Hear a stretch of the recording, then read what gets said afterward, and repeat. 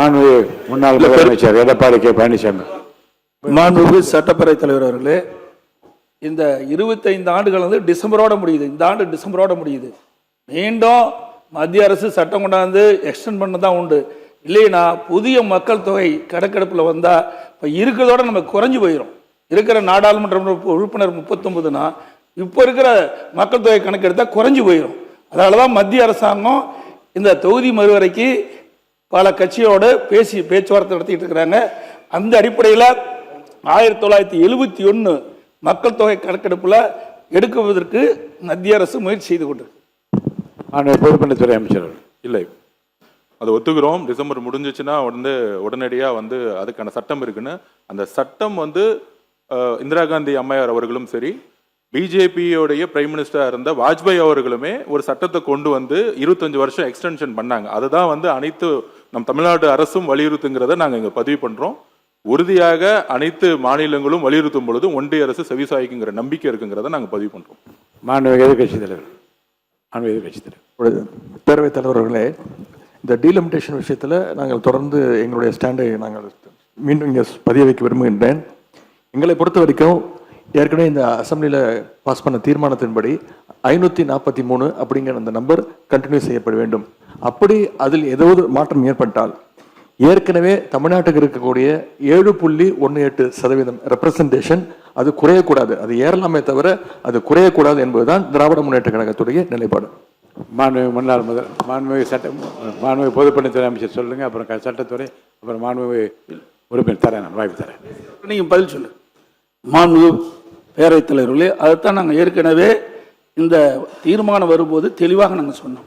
இப்பொழுது 543 நாடாளுமன்ற உறுப்பினர்கள் மொத்தமாக இருக்கிறாங்க. அதில் தமிழ்நாட்டுக்கு வீதாச்சாரப்படி 7.18 இருக்குது.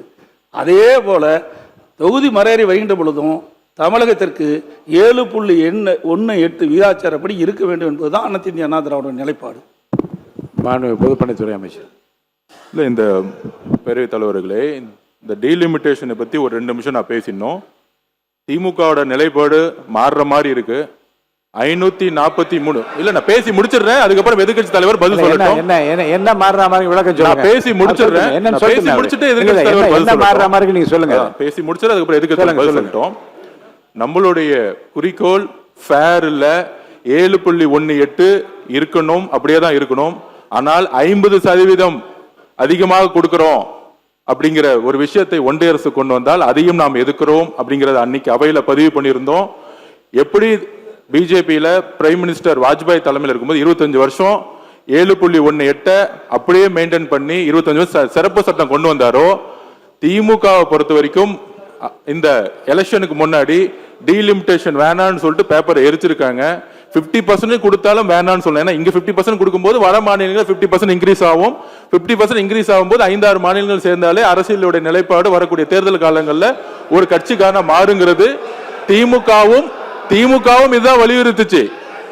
ஆளுங்கட்சியா இருக்கும் பொழுது ஒரு நிலைப்பாடும் இப்ப எடுக்க வேண்டிய தேவையில்லை. தமிழ்நாட்டில் அன்னைக்கு தெளிவா நம்மளுடைய முதலமைச்சருடைய தீர்மானம் ரொம்ப சிம்பிளான தீர்மானம். 543 நம்ம நிப்பாட்டணும். திமுகவுடைய எம்பிக்கள் திமுகவுடைய எம்பிக்களா நம்ம பார்க்க கூடாது. காங்கிரஸோட எம்பிக்கள், கம்யூனிஸ்டோட எம்பிக்கள், விசிகோட எம்பிக்கள் எல்லாமே மக்கள் தேர்ந்தெடுக்கப்பட்டது. மாநில சுயாட்சியை யாரு வலியுறுத்தினாங்க அவங்கள தான் பாராளுமன்ற உறுப்பினர் தேர்ந்தெடுத்திருக்காங்க. அப்ப தமிழ்நாட்டு மக்களுக்கு ஒரு பிரச்சனை வரும் பொழுது 50% உங்களுக்கு அதிகமான எம்பி கொடுக்கறோங்கிறது இது வரைக்கும் தமிழ்நாடு மக்கள்கிட்ட எந்த விதமான கோரிக்கை வந்ததே கிடையாது. திமுகவும் அந்த கோரிக்கை வச்சது கிடையாது. அதனால அப்படி ஒரு தீர்மானம் ஏதாச்சும் ஒன்றிய அரசு கொண்டு வந்தா 39 எம்பிகளும் அவையில் இருந்து, முக்கியமா நாங்கள் சொல்றது அவையில் இருந்து புறக்கணிச்சுட்டா அதுவும் ஒன்றிய அரசுக்கு ஃபேவரா இருக்கணும். அந்த புதிய 50% இன்க்ரீஸ் பண்ணாலுமே தமிழ்நாட்டுக்கு செய்யக்கூடிய துரோகம் தான் அதுங்கிறத நாங்கள் பதிவு பண்ணிக்கிறோம். இப்ப 543 நிப்பாட்டுங்கிறது தான் எங்களுடைய முதலமைச்சரும் சரி, அரசும் சரி, அன்னைக்கு ஏற்ற தீர்மானமும் சரி. அதனால 7.18 தொடரணும். திரு வாஜ்பாய் அவர்கள் கொண்டு வந்த மாதிரி சிறப்பு சட்டம் கொண்டு வரணும் அப்படிங்கிற நிலைப்பாட்டில் தமிழக வெற்றி கழகம் சரி, எல்லா கட்சிகளும் ஒன்றிருக்கணுங்கிறத எங்களுடைய கோரிக்கை. தயவு செய்து திமுக மாநில சுயாட்சி வலியுறுத்தி அண்ணாவின் கொள்கை வழியில் இன்னும் 25 வருஷத்துக்கு கேட்கக்கூடிய இடத்துல மிகப்பெரிய கடமையும் பொறுப்பும் இருக்கு. அந்த பாராளுமன்ற உறுப்பினர்களுக்கு எதிர்க்கட்சி தலைவர் அன்னைக்கு பேசும்போது இதுதான் அன்னைக்கு உறுதி கொடுத்தாரு. இன்றைக்கு 50% இன்க்ரீஸ் சொல்லும் பொழுது அதுக்குள்ள போய் தமிழ்நாட்டை வந்து அடமான வச்சுக்கூடாங்கிறத எங்களுடைய கோரிக்கை. மாண்புமிகு